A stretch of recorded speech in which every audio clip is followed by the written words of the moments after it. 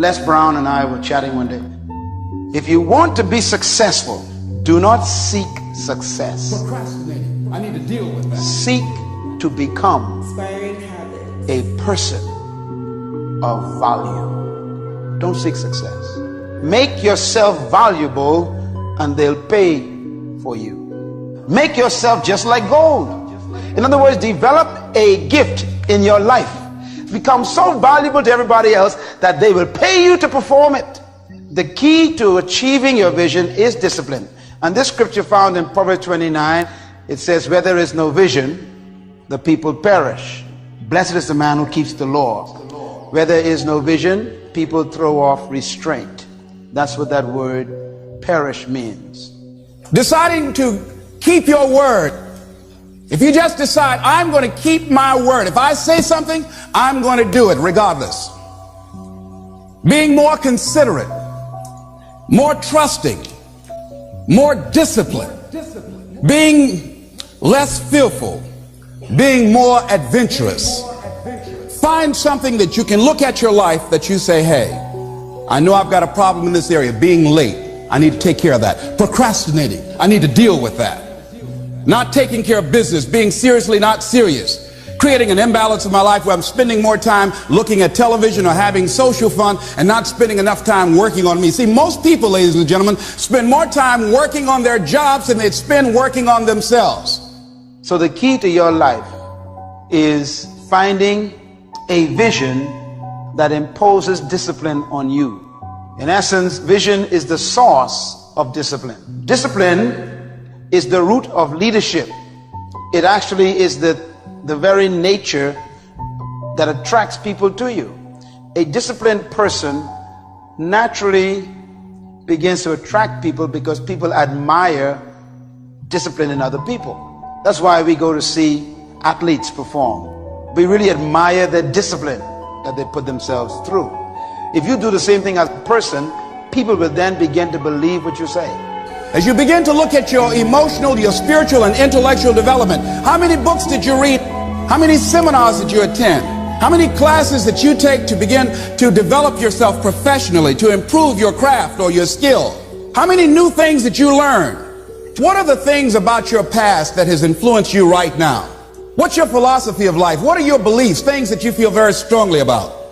What are some of the things that you have picked up along the way that you've been doing them for so long you think that they're you, that you need to begin to re-examine them and perhaps get them out of your life?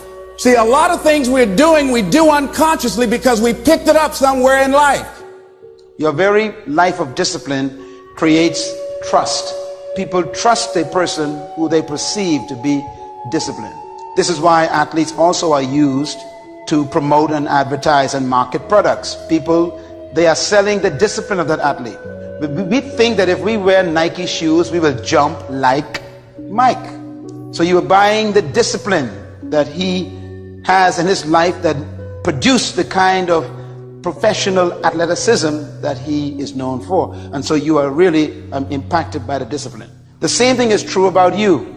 If you remain consistent and disciplined in your life, you'll find people will come just to watch you, and they'll want to actually pay to watch you. They'll bring their offerings and their tithes to watch you do what you do. It's incredible. So discipline is powerful, and according to the Bible, discipline comes from vision. A man or woman without a clear vision for their lives lives a very loose life, but a man with a vision, they live a very narrow life. Very important. When a man or woman has a vision, their life becomes very, very tight. Why? Because vision simplifies life. What are the things that you need to let go? Some things that have cost you pain, that's stifling your growth and development. What are those things? Take a brave look at your life. Look at your life right now where it is. So let me ask you some questions. As you begin to look out on the future, look out on this year, let's take personal inventory. What has brought you here? Did you achieve the goals that you set out to achieve? What part of your life or what things did you do that you don't want to be a part of your life? Are there any people, as you begin to look at your life and look at where you want to go and what you want to do, are there any people that might be some dead weight that you need to think about unloading, because what you have found through that relationship, that it's more toxic than it is nourishing, it's more debilitating than it is empowering. And so now you've got to make a decision. See, many of us won't be able to move forward because we're not taking true inventory of our lives. When you capture a vision, it simplifies everything, because vision controls all of your choices after that. Once you know where you're going, you also automatically know what roads won't take you there. If you know what to do, you automatically know what you shouldn't do. Vision defines your what to do in life, because vision gives you your address. It shows you your destination, where we get our word destiny from. Your destiny dictates your decisions. So life becomes simple. If someone offers you something and it doesn't collaborate in its unity with your vision, it's easy to say no. See, without a vision, it's tough for you to refuse things. You were not born to do everything. We somehow have this attitude that we have a lot of things to do in life. I disagree. I used to think so myself. You don't have a lot to do in life. Isn't that wonderful? When you study people who have been successful in their lives and eventually became influential, I mean, all these people, you think their lives, they're very simple people. There's a term that is normally associated with them. This one thing I do. See, you got to get to the point where you're only living for one thing, and life becomes simple. Your gifts will take you places that you'll never begin to imagine. So I used to be the jack of all trades and master of none. Used to do a lot of things. One year I decided to do one thing well. I looked at all of my talents, and I decided the strongest one, my ability as a speaker, that's the one I'm going to focus on. Only when I decided to focus did I begin to reap the rewards of my talent. And then after you do that, you can begin to expand and use the other talents that you have. People who discovered vision, they live longer. They live healthier. There's no stress. Stress comes from not knowing what to do. Jesus said something to Martha that changed my life. Martha is like most of us. We live on assumptions. Martha had a visitation from God. He came to visit her house. She assumed he was hungry. See, that's the problem. We think we know what God wants us to do. Vision is from God. You got to report to him, submit to him, and stay still until you are clear of the revelation. Because without that revelation, there is no self-discipline. So as you look at your life, you're saying, I'm not getting what I want. As you begin to look toward the future, begin to know that whatever it takes for you to create that, you've got that in you. You've got that. You've got genius in you. You've got goodness in you. You've got creativeness in you. If you decide to take the initiative to change the current quality of your life, I say to you that you will find that the universe is on your side. Now I want you to think about 5 things that if you had the courage to do them, it will give you a feeling of satisfaction and self-respect. Think of 5 things that if you had the courage to do those things, you would feel a tremendous feeling of satisfaction within. Martha ended up cooking for God and he wasn't hungry. And then she became angry because other people were not joining her in her busyness, which was not appropriate. In other words, she tried to get other people involved in things that was not God's will at the time. I wonder if you're doing that. And then she came to God and says, look, why don't other people come and help me? Send my sister to help me. Now the answer Jesus gave, you must study. It was a leadership answer.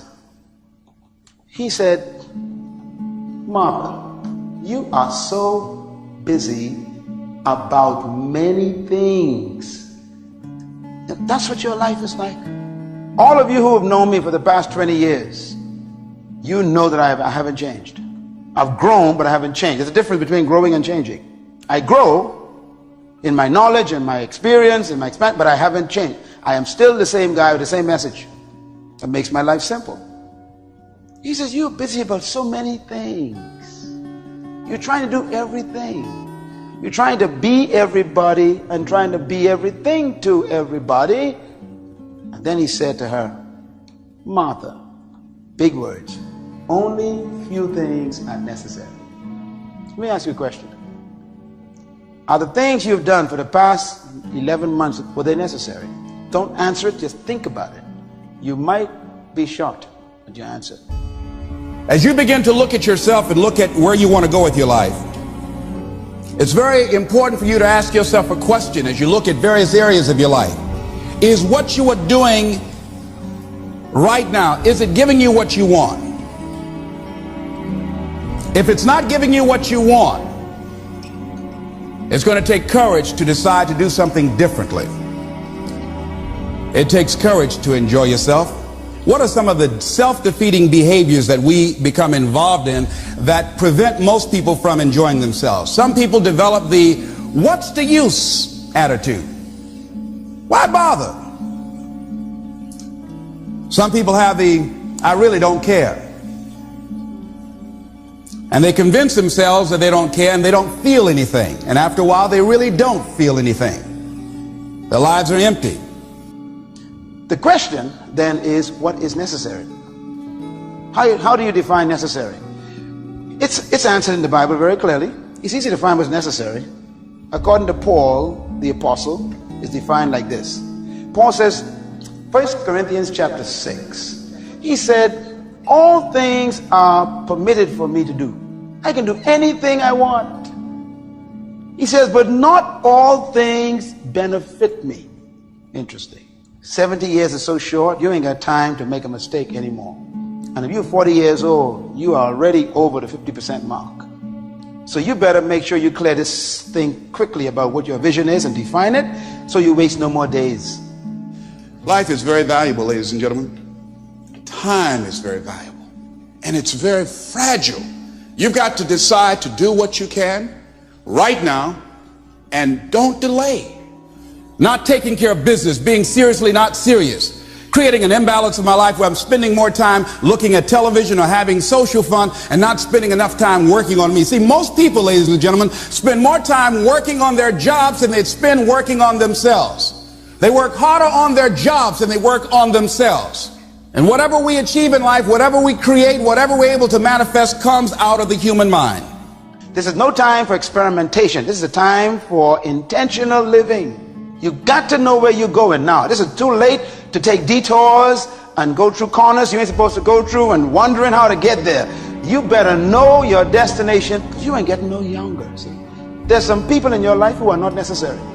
Some of you got the wrong company and they've eaten up your time, wasting your time, eating with them and playing with them and watching TV with them and going to clubs with them and going out to conferences with them and all this stuff. And God is saying, look, you're still not getting where you're supposed to get to. These people are distractions.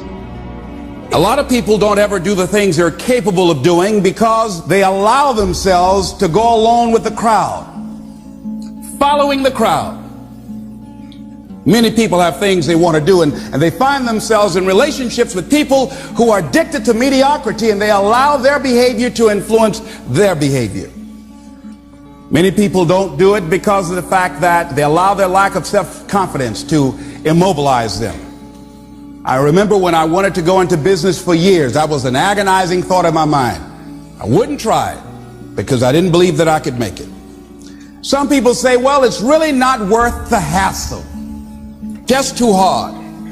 It doesn't bother me anymore. The fact that I'm not living out my dream. The fact that I'm capable of doing more and I'm not doing it. The fact that I'm content but I'm not fulfilled. The fact that I'm not living my dream. Some of the books you have been buying are not necessary. Romance novels, magazines, fashion. I mean, they don't get you to your dream. You see, when you have a vision, it simplifies life. You can walk up to a bookstore shelf and know exactly what books not to buy. See, vision dictates everything. The statement here, I'm sure you know it well, right? Jack of all trades, master of none. Everything that you do is supposed to be motivated by your vision. Everything.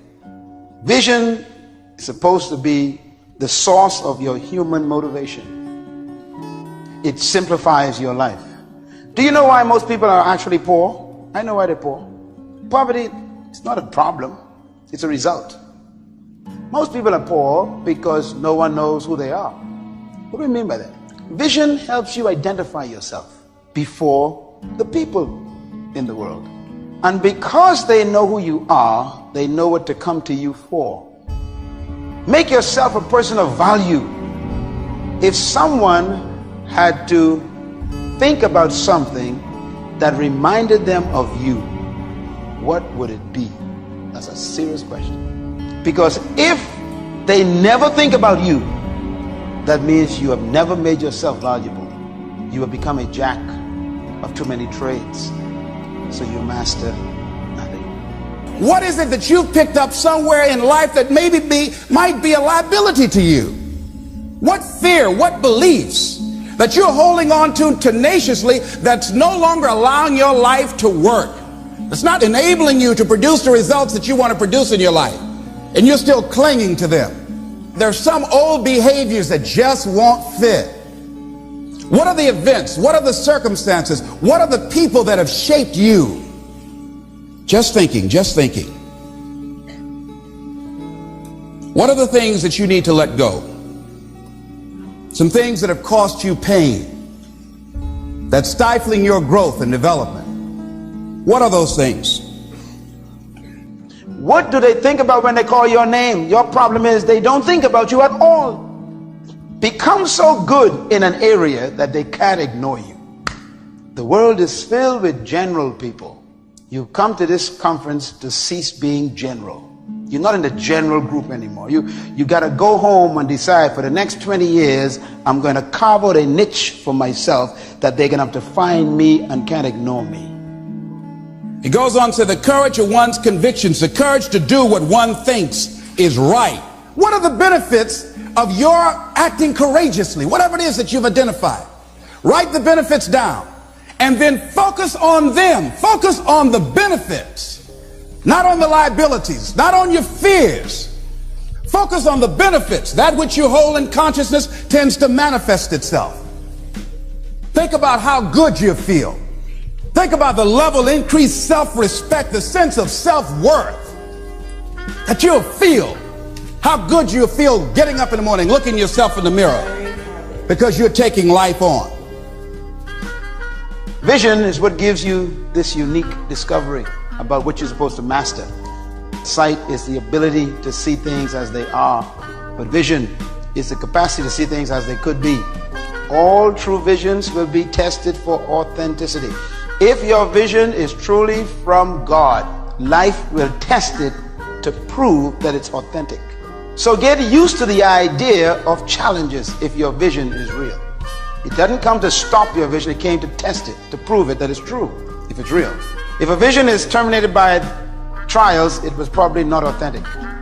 Sometimes your vision may take you to prison, but you got to go there with it and come out with it. Looking at the word courage, Webster says the attitude of facing and dealing with anything recognized as dangerous, difficult, or painful, instead of withdrawing from it. As you begin to look at where you want to go and take personal inventory, it's going to be very uncomfortable. That's why most people don't do it. It's very painful to admit your shortcomings, to admit your weaknesses. It's very painful to do that. It's much easier to withdraw from that and just ignore it. He goes on to say the courage of one's convictions, the courage to do what one thinks is right. As you begin to look at yourself and look at where you want to go with your life, it's very important for you to ask yourself a question as you look at various areas of your life. Is what you are doing right now, is it giving you what you want? Whatever you're supposed to do is not supposed to be erased. That's why I am convinced you were not created just to make a living and pay bills. You were created to give life and make a difference with your gift somewhere. That's why you came to this place. Here are some things that vision will do when you discover it. Vision will choose your future. Vision will choose your friends. Vision will choose your library. Vision will choose your use of time. Vision will choose your use of energy. Vision will choose your priorities in life. Vision chooses your diet. Vision chooses your attitude in life. If you know where you're going, it tells you how to think. Vision chooses your life. It tells you what kind of life you're supposed to end up living. And so it chooses what kind of lifestyle you begin living right now. Vision dictates everything. People who have no vision in their lives, they throw off restraint. They throw off self-control. They have no idea. And next, vision dictates your values. When you know what you were born to do, it dictates how you should behave and what kind of standards you should live by. Right away, it changes everything.